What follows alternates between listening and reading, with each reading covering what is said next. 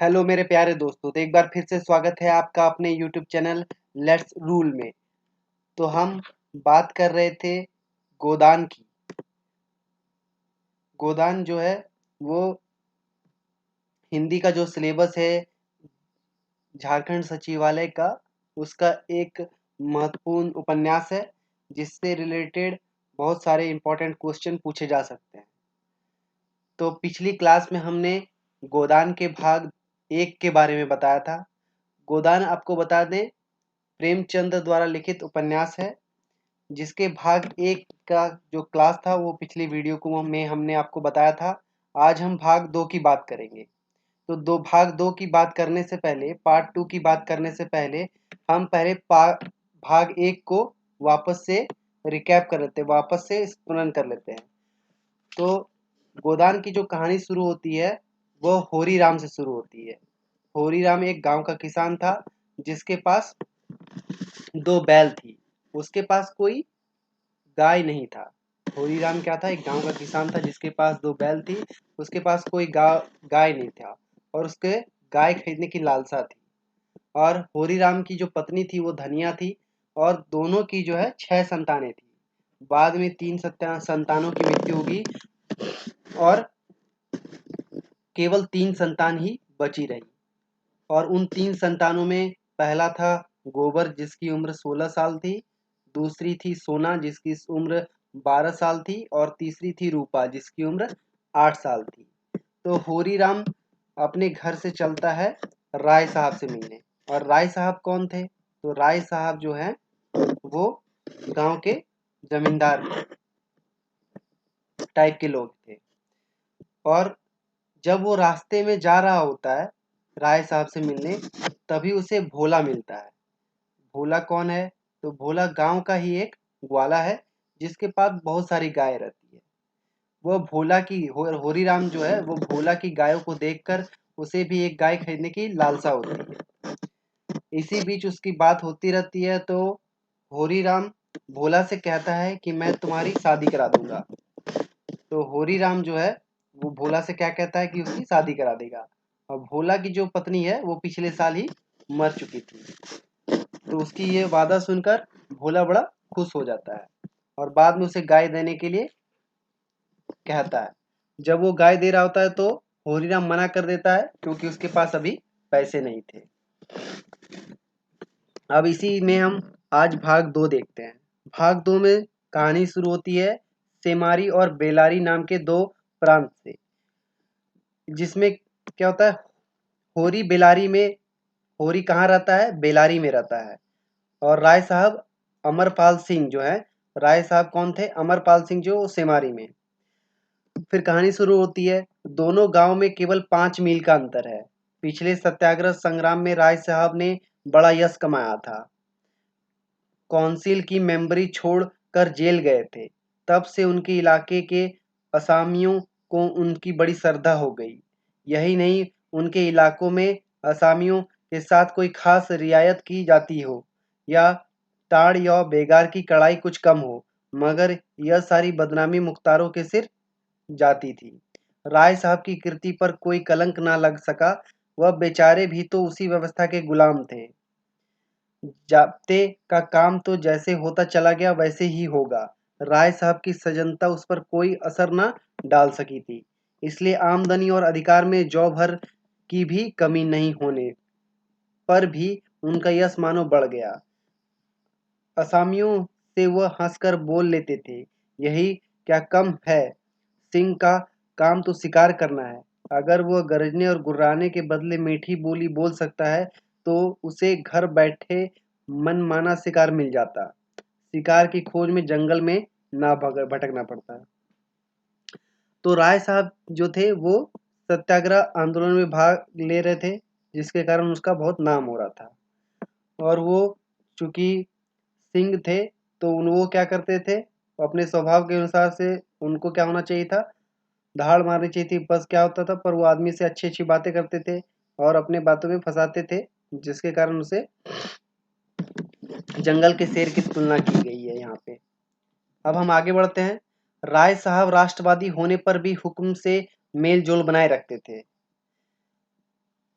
उनकी नज़रें और डालियाँ और कर्मचारियों की दस्तूरियाँ जैसे तैसी चली आती थी। साहित्य और संगीत के प्रेमी थे, ड्रामा के शौकीन थे, अच्छे वक्ता थे, अच्छे लेखक थे, अच्छे निशानेबाज थे। उनकी पत्नी को मरे आज 10 साल हो चुके थे, मगर दूसरी शादी ना की थी। हँस बोल कर अपने विधुर जीवन को बहलाते थे। तो राय साहब जो थे वो राष्ट्रवादी थे और क्या थे? वे संगीत और साहित्य के प्रेमी थे और ड्रामा के भी शौकीन थे। और उनकी जो पत्नी थी 10 साल पहले ही मर चुकी थी। फिर आगे बढ़ता है कहानी। कहानी में होता है होरी ड्योढ़ी पर पहुंचा तो देखा जेठ के दशहरे के अवसर पर होने वाले धनुष यज्ञ की बड़ी जोर से तैयारी हो रही है। कहीं रंगमंच बन रहा था, कहीं मंडप, कहीं मेहमानों का अतिथि गृह, कहीं दुकानदारों के लिए दुकानें। धूप तेज हो गई थी पर राय साहब खुद काम में लगे हुए थे। अपने पिता से संपत्ति के साथ साथ उन्होंने राम की भक्ति भी पाई थी और धनुष यज्ञ को नाटक का रूप दे कर उसे शिष्ट मनोरंजन का साधन बना दिया था। इस अवसर पर उनके यार दोस्त हकीम हुकाम सभी निमंत्रित होते थे। 2-3 दिन इलाके में बड़ी चहल पहल रहती थी। राय साहब का परिवार बहुत विशाल था। कोई 150 सरदार एक साथ भोजन करते थे। कई चर्चा थे। दर्जनों चचेरे भाई, कई सगे भाई, बीसियों नाते के भाई, एक चाचा साहब राधा के अनन्य उपासक थे। बराबर वृंदावन में रहते थे। भक्ति रस के कितने ही कवित रच डाले और समय समय पर उन्हें छपवाकर दोस्तों की भेंट कर देते थे। एक दूसरे चचा थे जो राम के परम भक्त थे। फारसी भाषा में रामायण का अनुवाद कर रहे थे। रियासत के सब वफीजे बंधे हुए थे। किसी को कोई काम करने की जरूरत नहीं थी। अब जैसे होरी राम क्या होता है आगे बढ़ता है तो वो राय साहब को देखते हैं कि वो काम में लगे हुए हैं क्योंकि गांव में जो है वो धनुष भजन का तैयारी हो रहा है और उसमें सारे लोग लगे हुए हैं और तैयारी में क्या होता है दुकान घर सभी कुछ सजाया जाता है और मेहमानों का जो चहल पहल आना जाना शुरू हो जाता है। इसी में लेखक बताते हैं कि होरी राम देखता है क्या उनके बहुत सारे सगे भाई थे। किसके? राय साहब के बहुत सारे सगे भाई बहुत सारे चचेरे भाई थे। लगभग बहुत बड़ा परिवार था। उसमें से एक जो थे वो राधे के अन्य भक्त थे और दूसरे के किसके थे? राम के वो भक्त थे। जो राम का भक्त था जो जो उनके चाचा राम के भक्त थे वो पारसी भाषा में रामायण का अनुवाद कर रहे थे। अब कहानी आगे बढ़ता है। होरी मंडप में खड़ा सोच रहा था कि आपने आने की सूचना कैसे दे। सहसा राय साहब उधर की ही और निकले और उसे देखते ही बोले, अरे तू आ गया होरी, मैं तो तुझे बुलवाने वाला था। देख, अब की तुझे राजा जनक का माली बनना पड़ेगा। समझ गया ना? जिस वक्त श्री जानकी जी मंदिर में पूजा करने जाती है उसी वक्त तू एक गुलदस्ता लिए खड़ा रहेगा और जानकी जी को भेंट करेगा। गलती ना करना। देख, असमियों से ताकीद करके यह कह देना कि सब के सब शगुन करने आए, मेरे साथ कोठी में आ। तुझे तुझसे कुछ बातें करनी है। तो जैसे ही होरीराव मंडप में पहुंचता है तो राय साहब उधर से गुजर रहे होते हैं और राय साहब उसे देखते हैं और कहते हैं कि उसे नाटक में भाग लेना पड़ेगा और उसे क्या बनना पड़ेगा? राजा जनक का माली बनना पड़ेगा और उसे जानकी को गुलदस्ता भेंट करना पड़ेगा। फिर हो जो है राय साहब जो हैं वो उसे अपने साथ ले जाते हैं। कहानी आगे बढ़ती है। वह आगे आगे कोठी की ओर चले, होरी पीछे पीछे चला। वहीं एक घने वृक्ष की छाया में एक कुर्सी पर बैठ गए और होरी को जमीन पर बैठने का इशारा करके बोले, समझ गया मैंने क्या कहा? कारकुन को तो जो कुछ करना है वह करेगा ही, लेकिन असामी जितने मन से आसमी की बात सुनता है कारकुन की नहीं सुनता। हमें इन्हीं 5-7 दिनों में 20,000 का प्रबंध करना है। कैसे होगा? समझ में नहीं आता। तुम सोचते होगे मुझ टके के आदमी से मालिक क्यों अपना दुखड़ा ले बैठे हैं। इसे अपने मन की कहूँ, ना जाने क्यों तुम्हारे ऊपर विश्वास होता है। इतना जानता हूँ कि तुम मन में मुझ पर हंसोगे नहीं, पर हंसोगे भी तो तुम्हारी हंसी मैं बर्दाश्त कर सकता हूँ। नहीं सह सकता उनकी हंसी जो अपने बराबर के हैं, क्योंकि उनकी हंसी में ईर्ष्या व्यंग्य और जलन है। और वे क्यों ना हंसेंगे? मैं भी तो उनकी दुर्दशा और विपत्ति और पतन पर हंसता हूँ। दिल खोलकर तालियां बजाता हूँ। संपत्ति और सहृदयता से बैर है। हम भी दान देते हैं, धर्म करते हैं, लेकिन जानते हो क्यों? केवल अपने बराबर वाले को नीचा दिखाने के लिए। हमारा दान और धर्म कोरा अहंकार है, विशुद्ध अहंकार। हमसे किसी पर डिग्री हो जाए, कुर्की आ जाए, बकाया माल गुजारी की इल्लत में हवालात हो जाए, किसी का जवान बेटा मर जाए, किसी की विधवा बहू निकल जाए, किसी के घर में आग लग जाए, कोई किसी वैश्या के हाथों उल्लू बन जाए या अपने असामियों के हाथों पिट जाए, तो उसके सभी भाई उस पर हंसेंगे, बगले बजाएंगे, मानो सारे संसार की संपदा मिल गई है। मिलेंगे तो इतने प्रेम से जैसे हमारे पसीने की जगह खून बहाने को तैयार है। अरे और तो और, हमारे चचेरे फुफेरे मौमेरे मौसेरे भाई जो इसी रियासत की बदौलत मौज उड़ा रहे हैं, कविता कर रहे हैं, जुए खेल रहे हैं, शराबे पी रहे हैं, अय्यासी कर रहे हैं, वह भी मुझसे जलते हैं। आज मर जाऊंगा तो घी की चिराग जलाएंगे। ऐसे दुख को दुख समझने वाला कोई नहीं। उनकी रजन नजरों में मुझे दुखी होने का कोई अधिकार नहीं। मैं अगर रोता हूँ, दुखी की हंसी उड़ाते हैं। मैं अगर बीमार होता हूँ, मुझे सुख होता है। मैं अगर अपना ब्याह करके घर में कलह नहीं बढ़ाता, तो यह मेरी निच स्वार्थपरता है। अगर ब्याह कर लूंगा तो वह विलासिता होगी। अगर शराब नहीं पीता तो मेरी कंजूसी है। शराब पीने लगूं तो वह प्रजा का रक्त होगा। अगर अय्यासी नहीं करता तो अरसिक हूँ। अय्यासी करने लगूं तो फिर क्या ही कहना। इन लोगों ने मुझे भोग विलास में फंसाने के लिए कम चालें नहीं चली, अब तक चलते जाते हैं। उनकी यही इच्छा है कि मैं अंधा हो जाऊं, ये लोग मुझे लूट लें। मेरा धर्म यह है कि सब कुछ देख कर भी कुछ ना देखूं, सब कुछ जानकर भी गधा बना रहूं।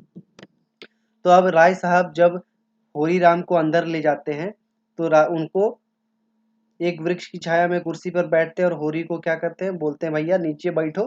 फिर वो लगे सुनाने, अपना दुखड़ा सुनाने लगते हैं कि उनके लेवल का जो भी आदमी है वो क्या करता है, उन पे हंसता ही है। उनके सामने वो अच्छी अच्छी बातें करता है, पर पीठ पीछे क्या करता है, उनकी बुराइयां करता है। तो इसी के बारे में राय साहब क्या करते हैं, होरी को बताते लगते हैं कि कैसे उन्होंने अभी तक शादी नहीं की, क्यों वो अभी तक दारू नहीं पीते, क्यों अभी तक उन्होंने अपना घर नहीं बसाया।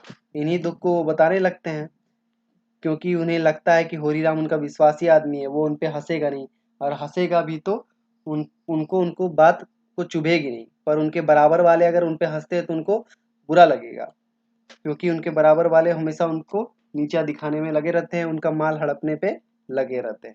फिर कहानी आगे बढ़ती है। फिर क्या होता है, राय साहब ने गाड़ी को आगे बढ़ने के लिए 2 बीड़े पान खाए और होरी के मुंह की ओर ताकने लगे, जैसे उनके मनोभाव को पढ़ना चाहते हो। होरी ने साहस बटोरा और कहा, हम समझते थे कि ऐसी बातें हम ही लोग में होती है, पर जान पड़ता है बड़े आदमियों भी उनकी कमी नहीं है। तो होरी सोचने लगता है कि भैया जो अपने लेवल का आदमी है उसमें ईर्ष्या तो हम ही छोटे जाति के लोग में होता है। पर जब वो राय साहब की बात सुनता है तो उसे लगता है कि नहीं भैया, ये तो सभी वर्गों में होता है। फिर क्या होता है, राय साहब ने मुंह पान से भर कर कहा, तुम बड़े आदमी समझते हो, हमारे नाम बड़े हैं पर दर्शन थोड़े। गरीबों में अगर ईर्ष्या या बैर है तो स्वार्थ के लिए या पेट के लिए। ऐसी ईर्ष्या और बैर को मैं क्षम्य समझता हूँ। हमारे मुंह की रोटी कोई छीन ले तो उसके गले में उंगली डालकर निकालना हमारा धर्म हो जाता है। अगर हम छोड़ दे तो देवता हैं।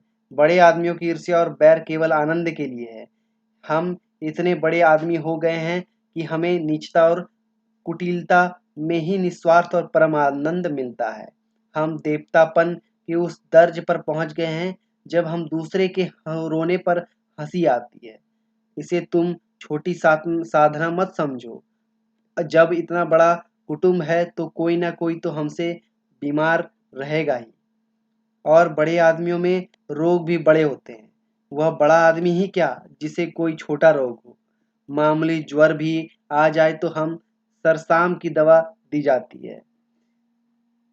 मामूली घूंसी भी निकल जाए तो जरबाद बन जाती है। छोटा सर्जन और मंझोले सर्जन और बड़े सर्जन तार से बुलाए जा रहे हैं।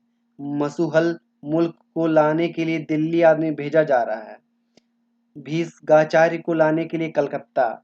उधर उधर देवालय में दुर्गा पाठ हो रहा था।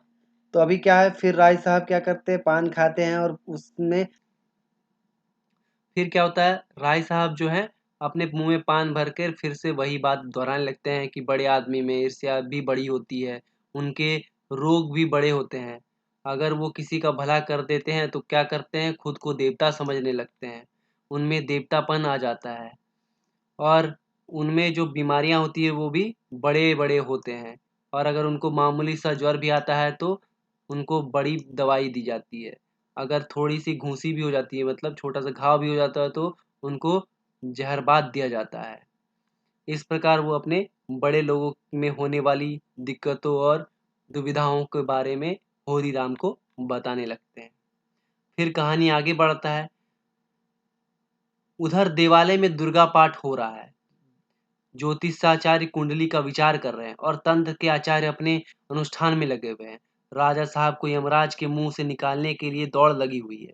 वैद्य और डॉक्टर इस ताक में रहते हैं कि कब इनके सिर में दर्द हो, कब उनके घर में सोने की वर्षा हो। ये और ये रुपये तुमसे तुम्हारे भाइयों से वसूल किए जाते हैं भाले की नोक पर। मुझे तो यही आश्चर्य होता है कि क्यों तुम्हारी आहों का दावा नल हमें भस्म नहीं कर डालता। मगर नहीं, आश्चर्य करने की कोई बात नहीं, भस्म होने में तो बहुत देर नहीं लगती, वेदना भी थोड़ी ही देर की होती है। हम जो जो अंगुल अंगुल पोर पोर भस्म हो रहे हैं। इस प्रकार क्या होता है, राय साहब फिर से अपना दुख बताने लगते हैं कि कैसे अगर उनके घर में कोई सिर दर्द होता है तो वैद्य के घर में सोने की वर्षा होती है, उन्हें बहुत सारा उपहार दिया जाता है। फिर वो बताने लगते हैं कि उन लोगों का जो भूख है उनको भस्म क्यों नहीं करता, छोटी जाति का जो भूख है उनको भस्म क्यों नहीं करता। पर ऐसा नहीं है, उनको भी तकलीफ होती है। फिर क्या आगे होता है, फिर कहानी आगे बढ़ती है। उस हाहाकार से बचने के लिए हम पुलिस को, हुकाम की, अदालत की, वकीलों की शरण लेते हैं। रूपवती स्त्री की भांति सभी के हाथों का खिलौना बनते हैं। दुनियादारी समझती है हम बड़े सुखी हैं, हमारे पास इलाके, महल, सावरिया, नौकर चाकर, कर्ज, व्यवसाय क्या नहीं है। लेकिन जिनकी आत्मा में बल नहीं, अभिमान नहीं, वह चाहे कुछ कहो, आदमी नहीं है। इस प्रकार क्या करते हैं, राय साहब बताने लगते हैं कि कैसे कैसे वो पुलिस की, हुकाम की, अदालत की और वकीलों के चक्कर काटते हैं, जैसे वो रूपवती स्त्रियों की भांति खिलौना हो। और कैसे बताते हैं कि वो दुनिया में उन्हें बड़े सुखी लोग समझा जाता है, पर ऐसा बिल्कुल नहीं है। उनके पास सब है, महल है, सावरिया है, नौकर चाकर है, कर्ज है, व्यवसाय है, फिर भी वो आदमी नहीं है, क्योंकि उनके आत्मा में बल नहीं है। ऐसा कौन कहता है, ऐसा राय साहब कहते हैं होरी से। फिर वो कहने लगते हैं, जिस दुश्मन के भय के मारे रात को नींद नहीं आती हो, जिसे दुख पर सब हंसने और रोने वाला कोई ना हो, जिसकी चोटी दूसरे के पैरों के नीचे दबी हो, जो भोग विलास के नशे में अपने आप को बिल्कुल भूल गया हो, जो हुकाम के तलवे चाटता हो और अधीनों का खून चूसता हो, मैं उसी सुखी नहीं कहता। फिर वो अपने आप को सुखी नहीं बताते, क्योंकि उनकी नज़रों में जो दुश्मन के भय से रात को सोता नहीं, जिसके दुख में सब लोग हंसते हैं, कोई रोने वाला नहीं, जिसकी चोट दूसरे के पैरों के नीचे दबी हो और जो भूख प्यास के नशे में बिल्कुल व्यस्त हो, भूल गया हो, तो वो उसे सुखी नहीं मानते। वह तो संसार का सबसे अभागा प्राणी है। साहब शिकार खेलने आए या दौरे पे, मेरा कर्तव्य है कि उनकी दुम के पीछे लगा रहूं। यहाँ पे उनकी भौहें पर सिनकन पड़ी, हमारे प्राण सूखे। उन्हें प्रसन्न करने के लिए हम क्या नहीं करते, मगर वो पचड़ा सुनने लगूं तो शायद तुम्हें विश्वास ना आए। डालियों और रिश्वतों तक तो खैर गनीमत है, हम सजीदे करने भी को भी तैयार रहते हैं। मुफ्तखोरी ने हमें अपंग बना दिया है, हमें अपने पुरुषार्थ पर लेस मात्र भी विश्वास नहीं है। केवल अफसरों के सामने दुम हिला हिलाकर किसी तरह उनके कृपा पात्र बने हैं। उनकी सहायता से अपने प्रजा पर आतंक जमाना ही हमारा उद्यम है।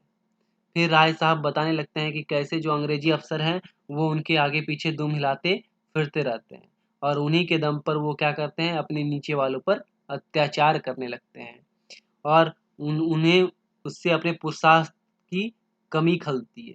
उन्हें अपने पुरुषार्थ पर विश्वास नहीं होता और क्या होता है, उन्हें अपने ऑफिसर के आगे पीछे करने पर बड़ा अफसोस होता है। फिर कहानी आगे बढ़ती वो बताते हैं, पिछलगुओं की खुशामद से में हमें इतना अभिमान और तुनक मिजाज बना दिया है कि हम सील विनय और सेवा का लोप हो गया है। मैं तो कभी कभी सोचता हूँ कि अगर सरकार हमारे इलाके छीन कर हमें अपनी रोजी रोजी के लिए मेहनत करना सिखा दे तो हमारे साथ महान उपकार करे। यह निश्चय है कि अब सरकार भी हमारी रक्षा नहीं करेगी। हमसे अब कोई स्वार्थ नहीं निकलता। लक्षण कह रहे हैं कि बहुत जल्द हमारे वर्ग की हस्ती मिट जाने वाली है। यहाँ पे वो जमींदारी वर्ग के मिट जाने की बात करते हैं कि कैसे अगर यही सब चलता रहा तो उनकी जमीन हस्ती भी मिट सकती है और कैसे वो अपने आप को अभिमानी और तुनक मिजाज बता सकते हैं क्योंकि वो उनकी कार्य जो है वो पिछलग्गुओं का कार्य बन चुका है और उनके अंदर से जो सील विनय और सेवा भाव खत्म हो चुका है। फिर क्या होता है, फिर मैं उस दिन का स्वागत करने को तैयार बैठा हूँ, इस पर वह दिन जल्दी लाए। फिर वो उस दिन की कामना करने लगते हैं जिस दिन उनके सारी जमीन को छीन कर उनको मेहनत करने के लिए प्रेरित किया जा सके। हम परिस्थितियों के शिकार बने हुए हैं। यह परिस्थिति ही हमारा सर्वनाश कर रही है और जब संपत्ति की यह बेड़ी हमारे पैरों से ना निकलेगी तब तक यह अभिशाप हमारे सिर पर मंडराता रहेगा।